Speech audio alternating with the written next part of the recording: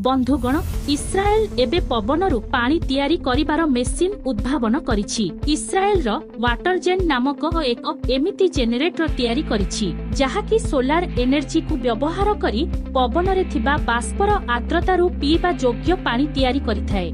एवं आश्चर्यर कथा एइया जे एही जेनेरेटर गोटिए दिन रे 10 किंबा 20 लिटर नुहे बरंग 5000 लिटर पानी तैयारी करिपारे। केवल एतिकी नुहे एई जेनेरेटर रे एमिति प्रकारर फिल्टर लगा जाइछि जहाकी पवन रे थिबा धूली माटी को अलगा करी दरकारी मिनरल्स को मध्य एई पानी सहित मिसाई थाए।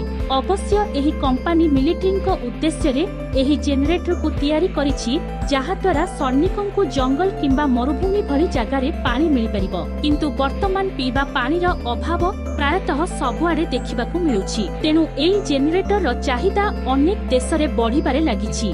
बंधुगण कौन इस्राएल रो एही टेक्नोलोजी पूरा दुनियार शोष मेंटाई पारिबो? आपनकू कौन लागुछि कमेंट्स रे जणांतु। आउ एमिति अमेजिंग इन्फॉर्मेटिव वीडियो पाई चैनल को सब्सक्राइब करनेबा सहित वीडियो को लाइक एवं शेयर करनियंतु।